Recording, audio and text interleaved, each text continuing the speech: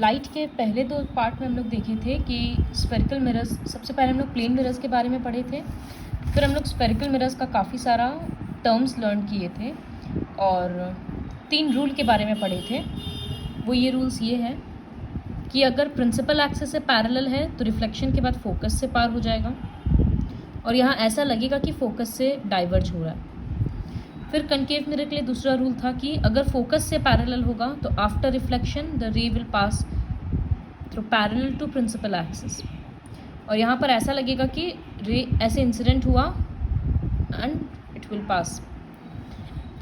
Then third था कि अगर सेंटर ऑफ कर्वेचर से पास होगा तो it will retrace its path, वो अपने ही पाथ में वापस रिफ्लेक्ट होगा विदाउट चेंजिंग इट्स पाथ। सो अब हम लोग इन 3 रूल को यूज़ करके रे डायग्राम्स ड्रॉ करना सीखेंगे।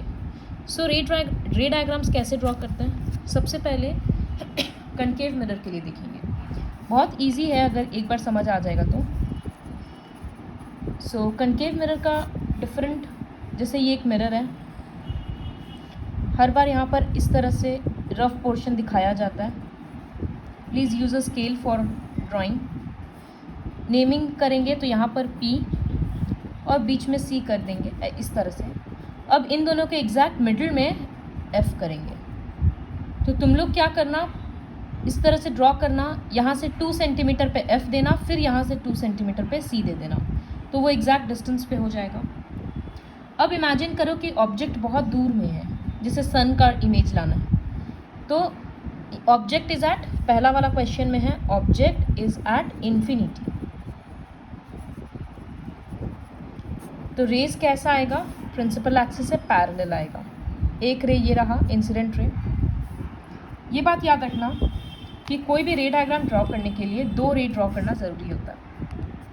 तो पहला इंसिडेंट रे ये रहा, वो रिफ्लेक्ट होकर कहाँ से जाएगा, फोकस से, तो हो गया। फिर दूसरा रे, क्योंकि हम बोले 2 रे ड्रॉ करना होता है, तो दूसरा रे ये रहा पैरेलल, ये भी कहाँ जाएगा, प्रिंसिपल एक्सिस से पैरेलल है तो रिफ्लेक्शन के बाद फोकस से क्रॉस करेगा। तो ये जो दोनों रिफ्लेक्टेड रे है वो कहाँ मिला, फोकस में ही मिला। तो इस बार image is formed at focus में ही बनेगा, क्योंकि जहाँ 2 रिफ्लेक्टेड रे इंटरसेक्ट करता है वहीं पर इमेज फॉर्म होता है। इमेज का साइज़ क्या दिख रहा है, एकदम डॉट के जैसा है, तो पॉइंट साइज्ड इमेज।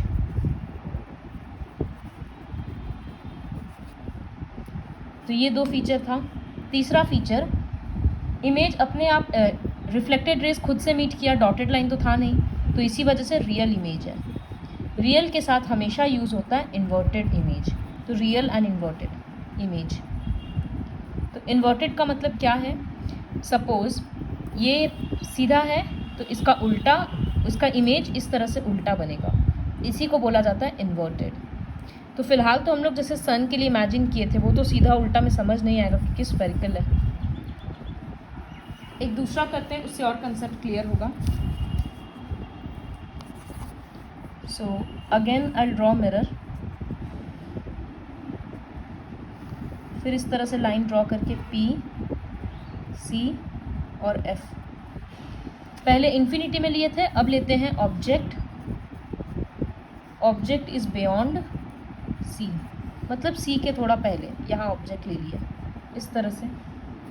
अब इससे पैरेलल 2 रे निकालना है, वो इसके हेड से यहाँ तक आएगा, तो एक पैरेलल ले लिए, तो ये रिफ्लेक्शन के बाद कहाँ से जाएगा, फोकस से पार होगा, तो हो गया एक।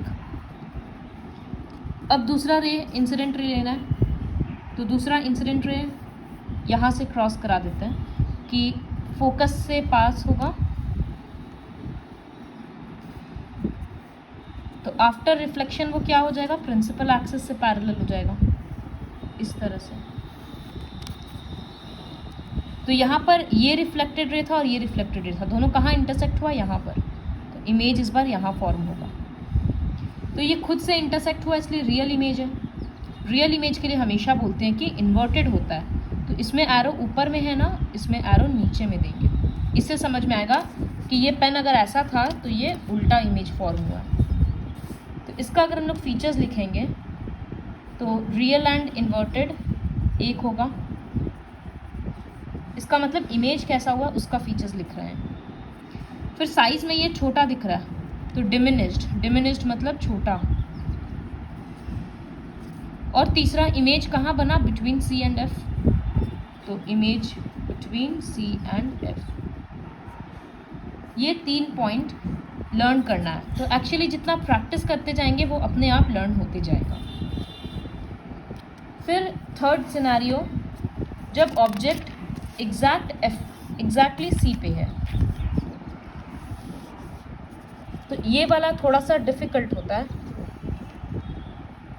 सो पी सी एंड एफ, तो ऑब्जेक्ट को सी पर स्टैंड किए इस तरह से, तो यहाँ पर लिखेंगे एट सी, थर्ड वाला है।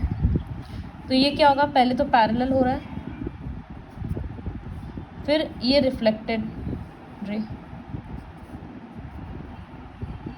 एक हो गया। दूसरा वाला क्या होगा, फोकस से पार करते हैं, स्केल यूज़ करना तो लाइन ऐसे टेढ़ा नहीं होगा। After reflection it will pass through centre of curvature, तो ये यहाँ पर इंटरसेक्ट किया तो इमेज यहाँ पर फॉर्म हो रहा है। तो एक्चुअली हम स्केल यूज़ नहीं किया ना, इस वजह से थोड़ा सा शिफ्ट हुआ है, अदरवाइज़ ये एग्जैक्ट ऊपर नीचे फॉर्म होता है इस तरह से। देखो तो इसका फीचर्स क्या होगा, खुद से इंटरसेक्ट हुआ है तो रियल एंड इन्वर्टेड, फिर सेम साइज होता है, and third one is at C, image is formed at C. इसी तरह से बार बार हम लोग ऑब्जेक्ट का पोजीशन चेंज करते जाएंगे तो इमेज का पोजीशन भी चेंज होते जाएगा। पहले हम लोग इन्फिनिटी से स्टार्ट किए थे, फिर हम लोग सी के पहले रखे, अब हम लोग एग्जैक्टली सी पे रखे, अब सी और एफ के बीच में रख के देखते हैं क्या होता है। So again we are drawing ये पी सी एंड एफ। अब ऑब्जेक्ट कहाँ रख रहे हैं, between C and F. Object का बार बार बोल रहे हैं रे इसके टिप से स्टार्ट होकर इस एंड तक पैरेलल है, फोकस से पार हो गया, फिर फोकस से है तो वो सेंटर ऑफ वो प्रिंसिपल एक्सिस से पैरेलल हो जाएगा, यहाँ इंटरसेक्ट किया, उल्टा देना होगा। सो क्लियरली साइज में बड़ा दिख रहा है तो फीचर्स क्या होगा, real and inverted. Second enlarged, क्योंकि इमेज बड़ा हुआ है, और कहाँ बना, बियॉन्ड सी, तो ये उसका फीचर्स हो गया। नेक्स्ट फिफ्थ केस में देखो, अब सी और एफ के बीच में भी हो गया, अब ऑब्जेक्ट कहाँ रहेगा, एट एफ।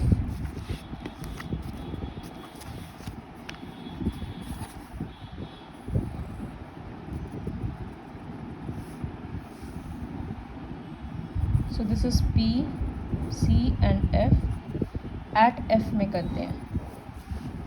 तो एक बार रे लेना था, पैरेलल ले लिए, फोकस से पार होगा तो वो इस तरह से हो गया। सेकंड, अब हम लोग तो हर बार फोकस से लेकर प्रिंसिपल एक्सिस से पैरेलल कर दे रहे थे, लेकिन इसमें तो फोकस से ले नहीं सकते, तो इसमें ये इमेजिन करना होगा कि सेंटर ऑफ कर्वेचर से रे जाएगा। तो सेंटर ऑफ कर्वेचर ये वाला लाइन जा रहा है, तो सेंटर ऑफ कर्वेचर से गया तो वो तो वापस रिट्रेस करेगा पाथ, तो ऐसे ही एरो दे दिया। तो अब क्या दिख रहा है कि ये रे को अगर बढ़ाते भी जाएंगे तो भी ये रे मिलने वाला नहीं है, क्योंकि दोनों पैरेलल लाइन है, तो दोनों रिफ्लेक्टेड रे मिलेगा ही नहीं। तो हम लोग ऐसा इमेजिन करते हैं कि ये इन्फिनिटी में जाकर मिलेगा। तो इमेज का फीचर्स होता है रियल एंड इन्वर्टेड एक, दूसरा होता है एनलार्ज्ड, तीसरा होता है फॉर्म्ड एट इन्फिनिटी। वो ऐसा एज्यूम कर लिया जाता। तो एट फोकस का ये होगा। बुक में थोड़ा सा कोई डिफरेंट किया है, तो वो ये वाला करने से चलेगा। सेवेंथ है between F and P. So this is the principal axis, this is the center of curvature, this is the focus. Object is between P and F. एक पैरेलल ले रहे हैं, वो फोकस से पार हो जाएगा. फिर दूसरा हम लोग इसके जैसे करेंगे कि सेंटर ऑफ कर्वेचर से पहले पीछे से ड्रॉ कर देंगे और डबल साइड एरो दे देंगे कि इधर से गया इधर से ही आ गया. तो ये यहाँ से डिस्टेंस बढ़ रहा है, इसका मतलब अगर इसको इस साइड में प्रोड्यूस करेंगे तो ये दोनों मिल जाएगा. तो ये मिल जा रहा है यहाँ पर, तो यहाँ पर इमेज ड्रॉ होगा. एरो इस बार ऊपर रहेगा. क्यों? क्योंकि डॉटेड लाइन से मिला है ना, तो इसका मतलब वर्चुअल है. और वर्चुअल के all the virtual images are always erect. Erect मतलब अगर ये सीधा था तो सीधा ही फॉर्म होगा. साइज़ क्या है, बड़ा हो रहा है तो एनलार्ज्ड. और फॉर्म कहाँ हो रहा है, बिहाइंड द मिरर. तो ये इसका फीचर्स हुआ. तो ये सारा 7 केसेस था कनकेव मिरर का रे डायग्राम्स. थोड़ा सा ध्यान से करना है कि स्केल यूज़ करना है. ये डिस्टेंस अगर इक्वल नहीं होगा तो रे डायग्राम्स गलत आएगा. फिर हर बार ये टिप को उल्टा देना है, एरो को, इन सब चीज़ों का ध्यान रखना है. ऑब्जर्व करो, हर बार सिर्फ 2 रेज यूज़ किए हैं, 2 incident ray, 2 reflective ray. Next concave mirror, sorry convex mirror. So convex mirror का एक्चुअली ज़्यादा रे डायग्राम नहीं होता है. क्यों नहीं होता है वो समझ में आएगा. तो इसका ये प्रिंसिपल, इसका पोल, इसका तो सब इस साइड में होगा, तो सेंटर ऑफ कर्वेचर और फोकस दे दिए. नाउ इमेजिन करो कि यहाँ पर एक ऑब्जेक्ट है, ये नहीं होगा, तो ऑब्जेक्ट से ऐसे पैरेलल होगा. तो जब ये पैरेलल है तो क्या लगेगा कि ये तो फोकस से पार हो रहा है, बट लाइट अंदर तो जाएगा नहीं, तो डाइवर्ज ही होगा. तो हम लोग इस तरह से एरो देंगे. इसका मतलब क्या है कि लाइट अंदर नहीं जा रहा, वो टकरा कर वापस चला जा रहा है, लेकिन ऐसा लगेगा कि वो फोकस से जा रहा है. एक हो गया रे. अब दूसरा रे चाहिए. दूसरा रे इस केस में मैक्सिमम टाइम पे सेंटर ऑफ कर्वेचर से ही लिया जाता है. तो एक स्केल रख के इस तरह से ड्रॉ कर लेना. तो यहाँ तक सॉलिड लाइन, फिर यहाँ से डॉटेड लाइन. तो ये क्या हुआ, सेंटर ऑफ कर्वेचर से इंसिडेंट हुआ और उसी से रिफ्लेक्ट करेगा, तो हो गया. तो अब ये एक डॉटेड लाइन, एक रिफ्लेक्टेड रे था और ये एक रिफ्लेक्टेड रे, दोनों कहाँ मिल रहे हैं, यहाँ पर. तो डॉटेड लाइन मिला ना, तो वर्चुअल और इरेक्ट होगा. एरो इसीलिए ऊपर की तरफ है. तो फीचर्स क्या होगा, वर्चुअल एंड इरेक्ट. छोटा साइज बना है तो डिमिनिश्ड, और बिहाइंड द मिरर.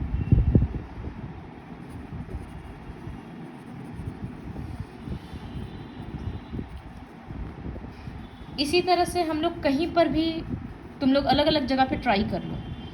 क्या है कि इसमें ये तो बोल नहीं सकते between P and F, between C and F, क्योंकि मिरर ऑब्जेक्ट को अंदर थोड़ी ना घुसा देंगे. तो यहाँ रहेगा, यहाँ रहेगा, यहाँ रहेगा, कहीं भी रहेगा, हर बार ऐसा ही इमेज बनेगा. एक इन्फिनिटी का बस एक दूसरा डायग्राम हो सकता है.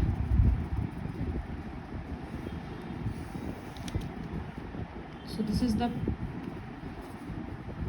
नाउ इन्फिनिटी से रेज आ रहा है, तो वो क्या होगा, फोकस से लगेगा जा रहा है. फिर और एक इन्फिनिटी से आया, वो भी लगेगा फोकस से जा रहा है. तो ये दोनों डॉटेड लाइन कहाँ मिला, फोकस पे. तो इमेज फॉर्म क्या होगा, पॉइंट साइज्ड. डॉटेड लाइन से मिल रहा तो वर्चुअल एंड इरेक्ट, और तीसरा होगा बिहाइंड द मिरर. तो इस तरह से फीचर्स होता है. तो कनकेव कन्वेक्स मिरर के लिए सिर्फ 2, और इसके लिए ये सब. ये फीचर्स जो हम लोग लिख रहे थे 3-3, वो यहाँ पर दिया हुआ है. तो हम लोग जब खुद से लिखेंगे तो वो लर्न करने का ज़रूरत नहीं पड़ेगा. Next, practical uses of mirror. तो मिरर का क्या क्या यूज़ होता है. जैसे कनकेव मिरर बहुत जगह काम पे आता है. ENT डॉक्टर्स देखते हैं अपने हेड में वो लगाकर. ये सब गूगल करो तो ईजिली तुरंत समझ आ जाएगा. डेंटिस्ट यूज़ करते हैं. ऑप्थेल्मोस्कोप मतलब जो आई स्पेशलिस्ट यूज़ करते हैं उसमें होता है. टेलीस्कोप्स में होता है. कनकेव और कन्वेक्स दोनों मिरर होता है. फिर कन्वेक्स मिरर का क्या यूज़ है, वो रियर व्यू मिरर्स में काम आता है। तो पीछे का ट्रैफिक हम लोग देख सकते हैं। तो रियर व्यू मिरर्स में कनकेव मिरर क्यों नहीं यूज़ होता है? कनकेव मिरर हम लोग मैक्सिमम केसेस में क्या देखें कि हर जगह पे उल्टा बना रहा था इमेज। तो इमेजिन कि अगर गाड़ी में कनकेव मिरर लगा दिया गया है तो वो तो ट्रैफिक सारा गाड़ी पीछे का उल्टा दिख रहा है, तो ऐसे तो नहीं चलेगा ना। इसी वजह से कन्वेक्स मिरर यूज़ किया जाता है, क्योंकि ये हर बार वर्चुअल एंड इरेक्ट इमेज देता है। So that is why convex mirrors are used as rear view mirrors in car.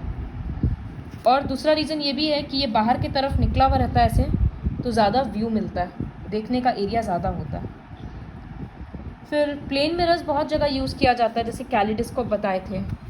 एक इंस्ट्रूमेंट है periscope. Plane mirrors dressing tables में होता है कोम्बिंग के लिए, और पेरिस्कोप जैसे एक इंस्ट्रूमेंट होता है इस तरह से, छुप कर ऑब्जेक्ट्स देखने में काम आता है। जैसे ये बर्ड को देख ले रहा है बिना वॉल को क्रॉस किए, तो यहाँ पर प्लेन मिरर्स सर्टेन एंगल्स में होता है, यहाँ से रे जा रहा है, वो रिफ्लेक्ट होकर यहाँ पर आ रहा है। So plane mirrors are used in constructing periscope, kaleidoscope, in combing etc. So please watch the video very carefully and practice all the ray diagrams 3 times.